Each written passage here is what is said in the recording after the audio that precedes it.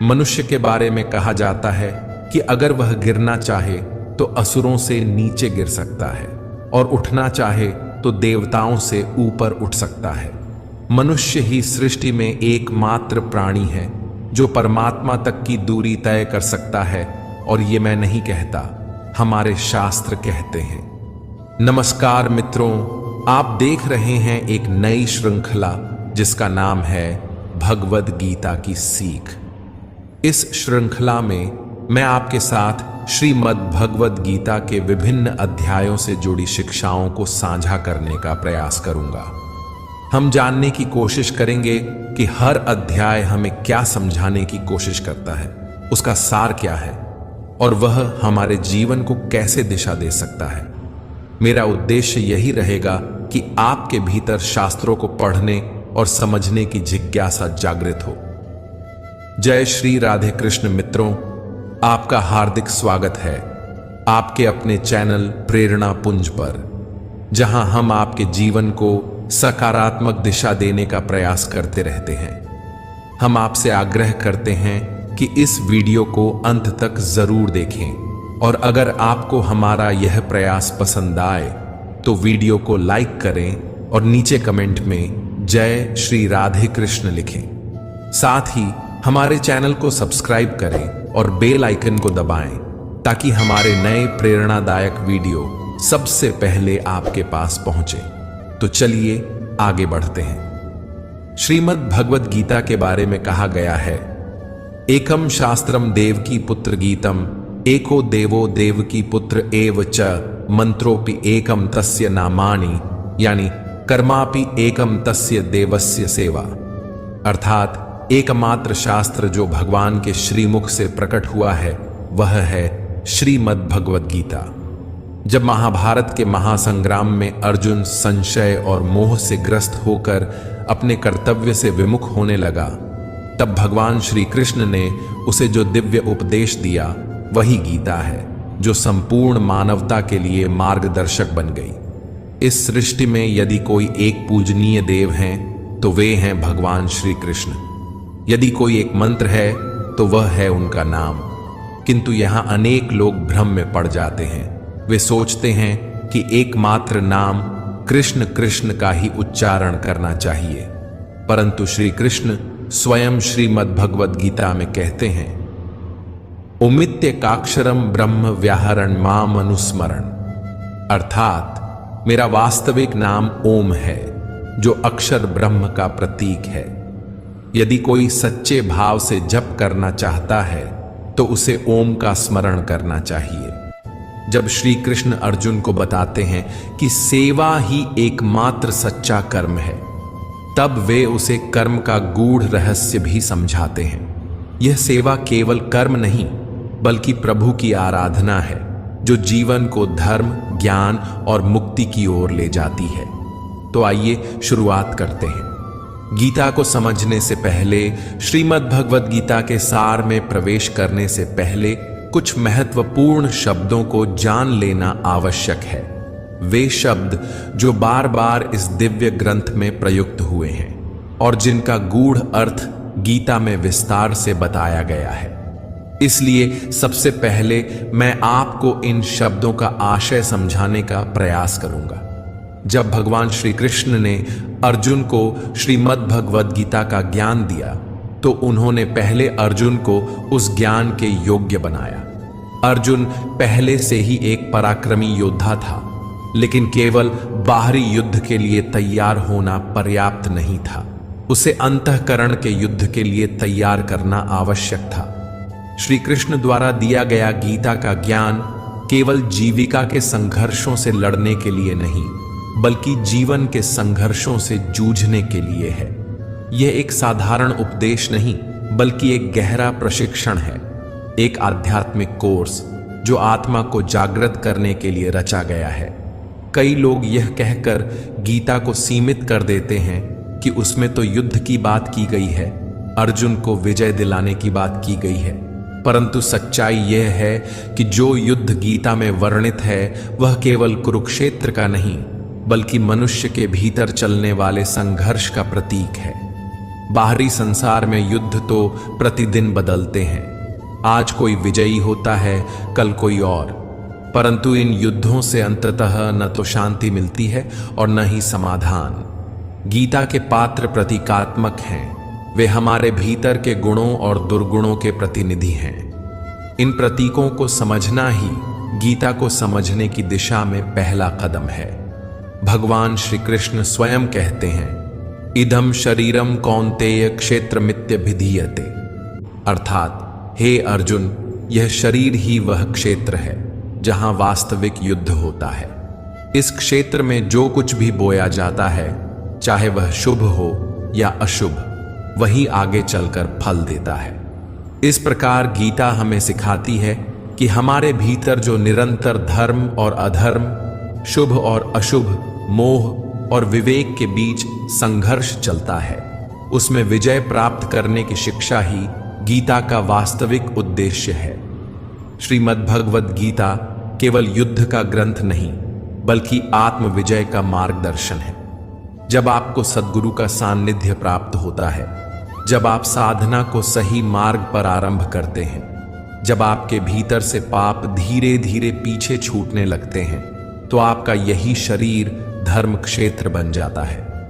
लेकिन यदि आप काम, क्रोध, लोभ और मोह जैसे विकारों के वशीभूत होकर जीवन जीते हैं, तो यही शरीर एक कुरुक्षेत्र में बदल जाता है, जहां भीतर ही भीतर निरंतर संघर्ष चलता रहता है। गुरु का अर्थ केवल एक व्यक्ति नहीं, बल्कि एक प्रेरणा है, एक आदेश है जो कहता है करो। यह एक प्रेरणास्पद पुकार है, क्योंकि हमारा चंचल मन और शरीर हर समय किसी न किसी क्रिया में लगा रहता है। जब हम कुछ भी नहीं कर रहे होते, तब भी हमारा मन सपने देखता रहता है, विचार करता है, कहीं न कहीं संलग्न रहता है। यदि हम प्रकृति और विषय वासनाओं की ओर आकर्षित होते हैं, तो हमारा शरीर कुरुक्षेत्र बन जाता है, जहां मोह, द्वेष और अज्ञान की सेनाएं आपस में टकराती हैं। परंतु जब हम परमात्मा की ओर मुड़ते हैं, उनके मार्ग पर चलने लगते हैं, तब यही शरीर धर्म क्षेत्र बन जाता है, जहां शांति, विवेक और आत्मज्ञान की विजय होती है। यही वास्तविक संघर्ष है धर्म क्षेत्र और कुरुक्षेत्र के बीच, और यह संघर्ष हमारे भीतर ही घटित होता है। अब जब बात धर्म क्षेत्र और कुरुक्षेत्र की हो रही है, तो यह समझना आवश्यक है कि हमारे अंतःकरण में दो प्रमुख प्रवृत्तियां सदैव सक्रिय रहती हैं, देवी संपदा और आसुरी संपदा। देवी संपदा का प्रतिनिधित्व करते हैं पुण्य रूपी पांडु और कर्तव्य रूपी कुंती। जब तक पुण्य का प्रकाश जागृत नहीं होता, तब तक हम अपने कार्यों को केवल सामाजिक या व्यावहारिक कर्तव्य समझकर करते हैं। लेकिन जैसे ही पुण्य जागता है, जैसे ही आत्मा में प्रकाश होता है, तभी देवी संपदा सजीव हो जाती है, और तभी हम सच्चे अर्थों में अपने कर्तव्यों को पहचान पाते हैं। क्योंकि बिना पुण्य के कर्तव्य केवल एक बोझ बन जाता है, लेकिन जब पुण्य जागृत होता है, तब कर्तव्य सेवा बन जाता है, योग बन जाता है, ईश्वर का माध्यम बन जाता है। कुंती ने पुण्य के जागृत होने से पहले, यानी पांडु के प्रकट होने से पहले, जो कुछ प्राप्त किया वह था कर्ण। कर्ण कोई साधारण पात्र नहीं है, वह हमारे भीतर जमी बंधनकारी रूढ़ियों का प्रतीक है। वे रूढ़ियां जो हमें बचपन से संस्कारों, मान्यताओं और सामाजिक मर्यादाओं के रूप में सिखा दी जाती है। कर्ण हमारे मन की वह परत है जो सच्चाई से पहले बनती है, जो जन्म से पहले नहीं, पर समझ के पहले से हमारे भीतर सक्रिय हो जाती है। यही कर्ण जब हमारे जीवन पर हावी रहता है, तब हम समाज और परंपराओं के अनुसार निर्णय लेते हैं, आत्मा की पुकार को दबाकर। परंतु जिस दिन पुण्य जागृत होता है, उसी दिन देवी संपदा भी प्रकट हो जाती है।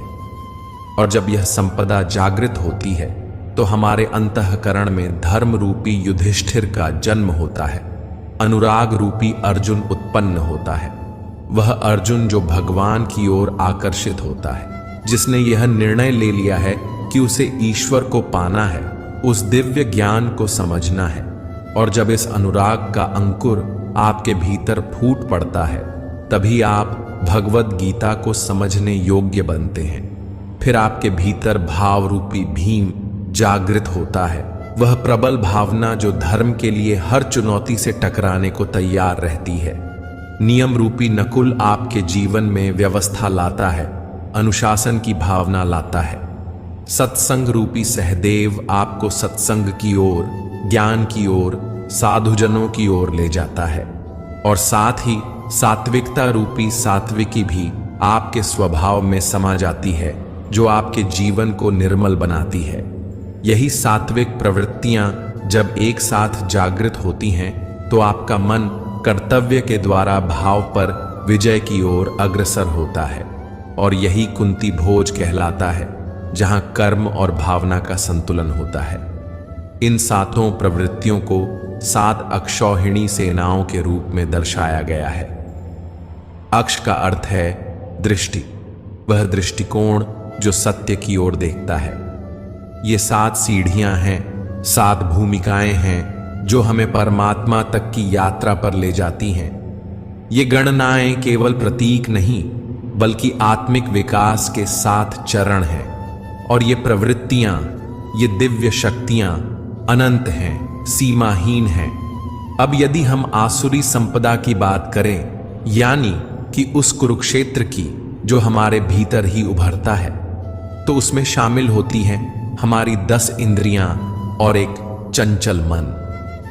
ये मिलकर कुल 11 सेनाएं बनाती हैं, जो आसुरी प्रवृत्तियों का प्रतिनिधित्व करती हैं। इस कुरुक्षेत्र का राजा है धृतराष्ट्र, वह व्यक्ति जो सत्य को जानता है, जिसने धर्म के उपदेश सुने हैं, लेकिन फिर भी आंखें मूंद कर जीता है। वह धृतराष्ट्र है। वह अज्ञानता का प्रतीक है। उसे अपने मोह से अधिक कुछ नहीं दिखता। उसकी जीवन संगिनी है गांधारी, जो हमारी इंद्रियों पर आधारित प्रवृत्ति का प्रतिनिधित्व करती है, जो जानबूझकर अपनी आंखों पर पट्टी बांध लेती है, जिससे सत्य दिखाई ही ना दे। इन दोनों के संतान रूप में मोह का प्रतिनिधित्व करता है दुर्योधन। वही मोह जो सभी समस्याओं का मूल है, वही जो हमें संसार से बांध कर रखता है। इसके बाद आता है दुर्बुद्धि रूपी दुशासन, जिसकी बुद्धि भ्रष्ट हो चुकी है और जो सही गलत का भेद करना भूल गया है। फिर आते हैं भीष्म, जो भ्रम का प्रतीक है। भ्रम के कारण ही मनुष्य जीवन भर किसी एक सत्य को पकड़ नहीं पाता। इन पात्रों और प्रवृत्तियों का विस्तार गीता में प्रतीकात्मक भाषा में किया गया है, ताकि हम अपने भीतर चल रहे धर्म और अधर्म के युद्ध को पहचान सकें और जीत का मार्ग चुन सकें। इनके बारे में आगे विस्तार से बात करेंगे। इन सभी पात्रों और प्रवृत्तियों के बीच एक और पुण्यात्मा विद्यमान है, विदुर। वह स्वयं अज्ञान के वातावरण में रहता है, परंतु उसकी दृष्टि सदैव पांडवों के कर्मों पर टिकी रहती है। उसका मन, उसकी चेतना हमेशा धर्म की ओर आकृष्ट रहती है। वह उनके साथ जुड़ना चाहता है, उनके मार्ग पर चलना चाहता है। विदुर वह पात्र है जो अधर्म के बीच रहकर भी धर्म की तलाश करता है, अज्ञान में रहते हुए भी प्रकाश की ओर बढ़ने का प्रयास करता है। यही उसकी विशेषता है।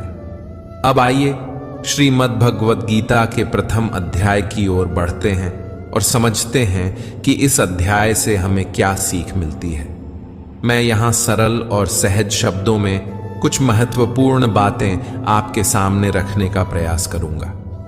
श्रीमद् भगवद गीता के प्रथम अध्याय का पहला श्लोक है, धृतराष्ट्र उवाच धर्मक्षेत्रे कुरुक्षेत्रे संवेता युयुत्सवः माम का पांडवाश्चैव किम कुर्वत संजय। इस श्लोक में धृतराष्ट्र, जो जन्म से अंधे थे, संजय से प्रश्न करते हैं। यद्यपि वे शारीरिक रूप से दृष्टिहीन थे, फिर भी उन्होंने महाभारत का संपूर्ण युद्ध देखा, परंतु किसके माध्यम से? संजय के माध्यम से। धृतराष्ट्र यहां अज्ञानता का प्रतीक है और संजय प्रतीक हैं संयम और विवेक के। धृतराष्ट्र पूछते हैं, हे संजय, धर्म क्षेत्र कुरुक्षेत्र में जो युद्ध की इच्छा से मेरे और पांडु के पुत्र एकत्र हुए हैं, उन्होंने आखिर किया क्या? यह प्रश्न केवल युद्ध के आरंभ को जानने का नहीं, बल्कि अज्ञान द्वारा विवेक से पूछे गए एक गूढ़ प्रश्न का प्रतीक है। यह समझना आवश्यक है कि अज्ञानता धृतराष्ट्र स्वयं देख नहीं सकती, समझ नहीं सकती। उसे विवेक और संयम संजय के माध्यम से ही सत्य का ज्ञान हो सकता है। यह वह स्थिति है जब मनुष्य अंधकार में होता है, लेकिन उसका भीतर कहीं ना कहीं यह जानना चाहता है कि सत्य क्या है, धर्म क्या है और उसका मार्ग कौन सा है। लेकिन जब तक मोह रूपी दुर्योधन यानी अज्ञानता का पुत्र जीवित रहेगा, धृतराष्ट्र की दृष्टि सदैव कौरवों की ओर ही रहेगी। उसकी सोच सीमित, पक्षपातपूर्ण और विकारों से ग्रस्त रहेगी। यही गीता की शुरुआत की मूल चेतावनी है। जैसा कि श्री कृष्ण ने स्वयं गीता में कहा है, इदम शरीरम कौन्तेय क्षेत्र मित्यभिधीयते। हे अर्जुन, यह शरीर ही क्षेत्र है। यह युद्ध का मैदान सिर्फ कुरुक्षेत्र नहीं है, बल्कि हमारा शरीर, हमारा मन, हमारी चेतना ही वह क्षेत्र है जहां धर्म और अधर्म, ज्ञान और अज्ञान, संयम और मोह के बीच निरंतर युद्ध चल रहा है। श्रीमद् भगवद गीता का प्रथम अध्याय इसी भीतरी युद्ध की भूमिका है, जिसे समझे बिना गीता का मर्म नहीं समझा जा सकता। जैसे जैसे आप श्रीमद् भागवत गीता का अध्ययन करते जाएंगे, आप पाएंगे कि प्रारंभिक अध्यायों में अनेक पात्रों का उल्लेख होता है, किंतु आगे चलकर संवाद केवल भगवान श्री कृष्ण और अर्जुन के बीच सीमित रह जाता है। इसका एक गूढ़ संकेत है, यह दिव्य ज्ञान केवल उस अनुरागी अर्जुन के लिए है जिसने शरणागति को अपनाया है। क्योंकि जब तक व्यक्ति स्वयं भगवान को पाने की तीव्र इच्छा नहीं करता, तब तक गीता का ज्ञान उसके भीतर नहीं उतरता। अब यदि हम प्रथम अध्याय के 11वें श्लोक को देखें, तो वहां दुर्योधन अपने गुरु द्रोणाचार्य से कहता है, अयनेषु च सर्वेषु यथा भागम वस्थिता भीष्म मेवाभिरक्षन्तु भवन्तः सर्व एव ही। अर्थात, हे आचार्य, सभी योद्धा अपने अपने मोर्चों पर स्थित रहें, किंतु सब मिलकर पितामह भीष्म की रक्षा करें। यहां दुर्योधन कहता है कि अगर भीष्म जीवित हैं तो हम अजेय हैं, इसलिए उन्हें केवल युद्ध में भाग लेने की आवश्यकता नहीं, बल्कि उनकी रक्षा की जानी चाहिए। अब जरा सोचिए, भीष्म जैसे महायोद्धा, जिन्हें मृत्यु का भी वर्ण करने की स्वतंत्रता थी, जिन्हें इच्छा मृत्यु का वरदान प्राप्त था, उन्हें अब स्वयं की रक्षा के लिए दूसरों की आवश्यकता पड़ रही है। ये कोई साधारण दृश्य नहीं है। जैसा कि पहले बताया गया, महाभारत के ये पात्र प्रतीकात्मक हैं, रूपकात्मक हैं। भीष्म यहां भ्रम के प्रतीक हैं, और जब तक भ्रम जीवित है, तब तक कौरव यानी आसुरी प्रवृत्तियां अजेय मानी जाती हैं। यहां अजेय का अर्थ यह नहीं कि उन्हें पराजित नहीं किया जा सकता, बल्कि यह कि उन्हें पराजित करना अत्यंत कठिन होता है।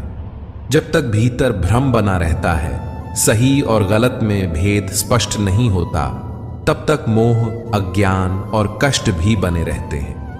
लेकिन जैसे ही भ्रम समाप्त होता है, वैसे ही अविद्या, मोह और सभी विकार अपना अस्तित्व खोने लगते हैं। इसलिए भीष्म का जीवित रहना केवल युद्ध में उनकी भूमिका नहीं, बल्कि यह बताने का संकेत है कि जब तक हमारे भीतर का भ्रम जीवित है, तब तक आध्यात्मिक विजय संभव नहीं है। दुर्योधन अपने गुरु द्रोणाचार्य से कहता है, गुरुदेव, पांडवों की सेना का नेतृत्व भीम कर रहा है और हमारी सेना का नेतृत्व पितामह भीष्म कर रहे हैं। यह बात केवल युद्ध के प्रबंध की नहीं, बल्कि एक गहरा प्रतीक है। भीम यहां भाव का प्रतीक है, और केवल भावों में ही परमात्मा का वास होता है। जब तक आपके भीतर सच्चे भाव हैं, तब तक आप परमात्मा की ओर बढ़ सकते हैं, उनकी अनुभूति कर सकते हैं। लेकिन जब तक भीतर भ्रम जीवित है, जिसे भीष्म के रूप में दर्शाया गया है, तब तक आपकी चेतना आसुरी संपदा से घिरी रहती है और यह भ्रम बना रहता है कि असली सुख तो संसार के भोगों में है। इस समय जो राजा है वह मोह रूपी दुर्योधन है।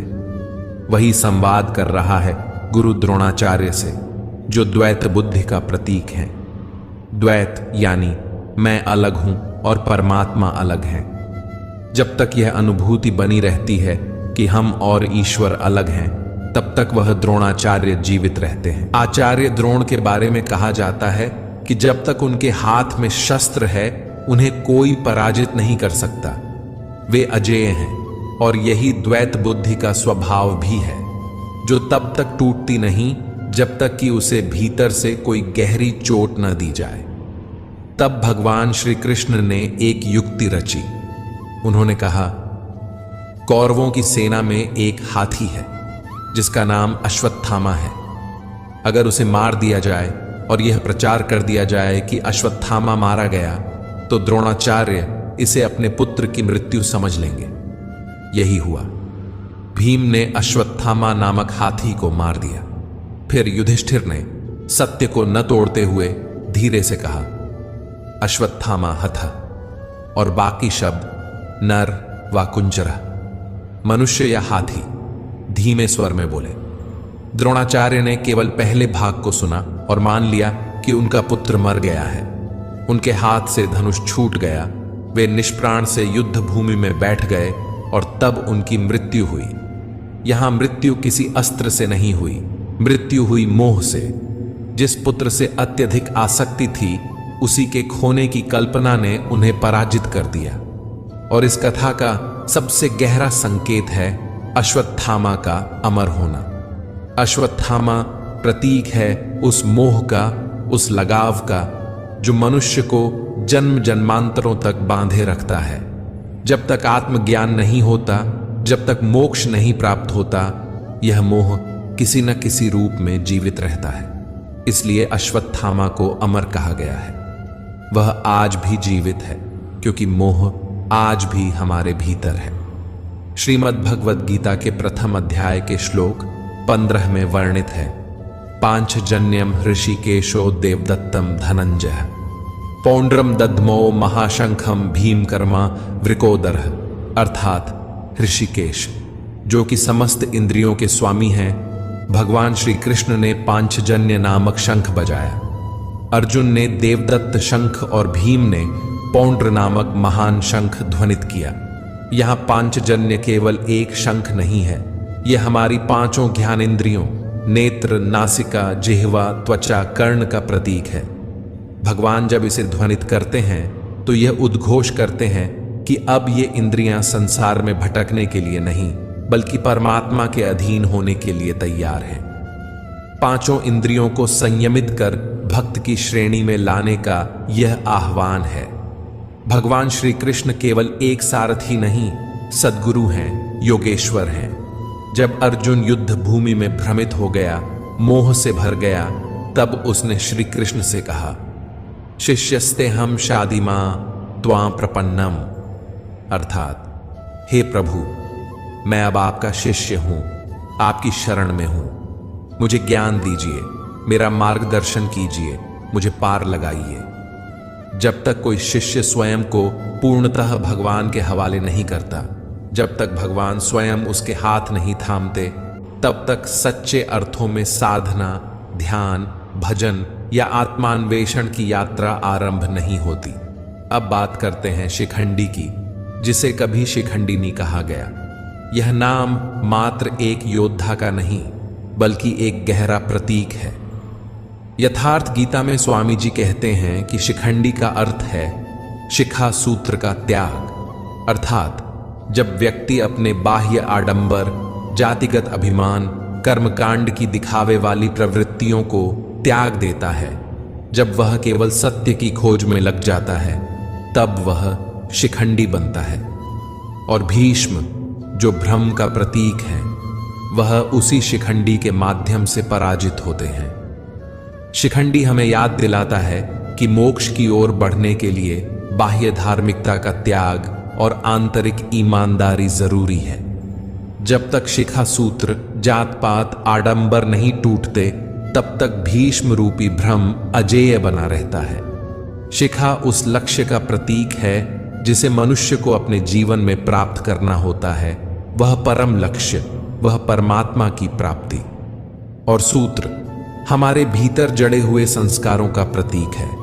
वे संस्कार जो जन्मों से हमारे साथ चले आ रहे हैं, जो हमें बार बार मोह, भय, क्रोध, लोभ, अहंकार जैसे बंधनों की ओर खींचते हैं। जब तक मनुष्य अपने लक्ष्य को पूरी तरह प्राप्त नहीं कर लेता, जब तक वह ईश्वर से एकाकार नहीं हो जाता, तब तक ये संस्कार उसे जकड़े रहते हैं, उसे बांधे रखते हैं।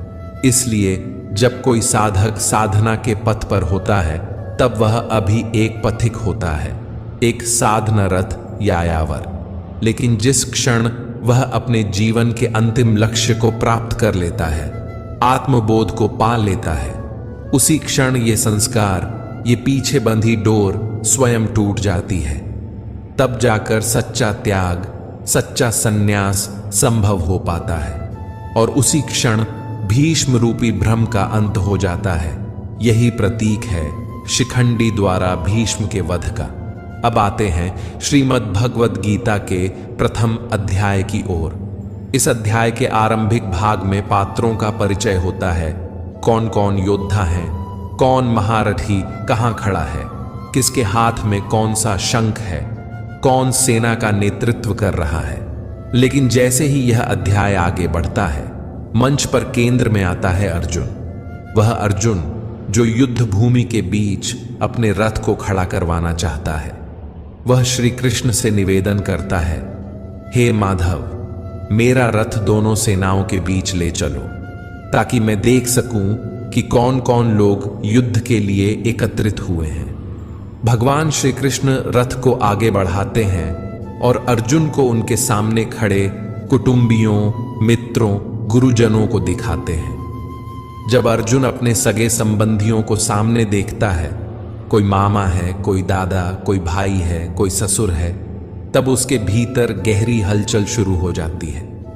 अर्जुन का हृदय कांपने लगता है, उसका शरीर शिथिल हो जाता है, उसके हाथ से गांडीव धनुष गिर जाता है, उसकी त्वचा जलने लगती है, मन असमंजस में डूब जाता है और वह युद्ध से पीछे हटने लगता है। उसे लगता है कि यह युद्ध केवल रक्त और मांस का संघर्ष नहीं, यह अपनों के विरुद्ध खड़े होने की पीड़ा है। यहीं से गीता का असली संवाद आरंभ होता है, जब संघर्ष बाहरी नहीं बल्कि आंतरिक हो जाता है, जब एक योद्धा का द्वंद्व केवल युद्ध भूमि का नहीं, आत्मा का हो जाता है। और इसी द्वंद्व को मिटाने के लिए श्री कृष्ण ज्ञान का दीपक जलाते हैं। अर्जुन के लिए यह युद्ध असमंजस और पीड़ा से भरा हुआ है। उसे समझ नहीं आता कि यह कैसा युद्ध है जिसमें दोनों पक्षों में अपने ही लोग खड़े हैं, गुरुजन, संबंधी, कुटुंबी। वह युद्ध भूमि में खड़ा तो है, परंतु उसके भीतर गहरी हलचल मची हुई है। वह श्री कृष्ण से कहता है, हे माधव, मेरे शरीर में कंपन हो रहा है, मेरा गांडीव हाथ से गिर रहा है और मेरी त्वचा जल रही है। यह युद्ध तो मुझे विनाश की ओर ले जाता प्रतीत हो रहा है, न कि कल्याण की ओर।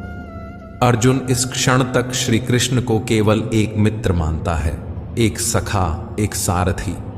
वह अब भी यह नहीं जानता कि सामने जो खड़ा है वह स्वयं परमेश्वर का अवतार है, वही योगेश्वर है जो उसे शीघ्र ही गीता का दिव्य ज्ञान देने वाले हैं। यह वही श्री कृष्ण हैं जिनका विराट स्वरूप उसे 11वें अध्याय में देखने को मिलेगा। लेकिन अभी तक उसकी दृष्टि मोह के पर्दे से ढकी हुई है। अर्जुन के भीतर जो द्वंद्व है वह केवल व्यक्तिगत नहीं है, वह सामाजिक भी है। प्रथम अध्याय के 41वें श्लोक में वह कहता है, अधर्माभिभवात् कृष्ण प्रदुष्यन्ति कुलस्त्रियः स्त्रीषु दुष्टासु वार्ष्णेय जायते वर्णसंकर। हे कृष्ण, जब अधर्म बढ़ता है, तो कुल की स्त्रियां दूषित हो जाती हैं और स्त्रियों के दूषित होने से वर्ण संकर संतानों की उत्पत्ति होती है। यह अर्जुन की उस पुरातन सामाजिक मान्यता का प्रतिबिंब है जिसमें कुल की मर्यादा स्त्रियों की शुद्धता पर आधारित मानी जाती थी।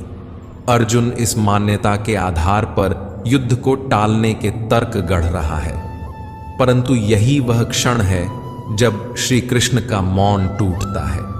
आगे चलकर वह स्पष्ट करते हैं कि सच्चा धर्म बाह्य कुलों की शुद्धता नहीं बल्कि अंतःकरण की शुद्धता है।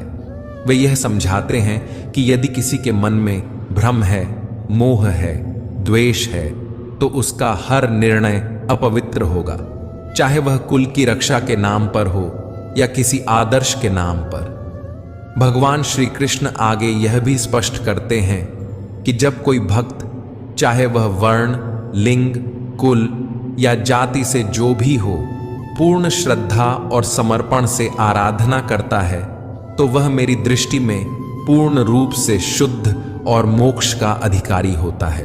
इस प्रकार अर्जुन की हर शंका, हर सामाजिक मान्यता को श्री कृष्ण धीरे धीरे खंडित करते हैं और उसे उस उच्चतर ज्ञान की ओर ले जाते हैं जहां न तो वर्ण बचता है, न कुल, न स्त्री, न पुरुष।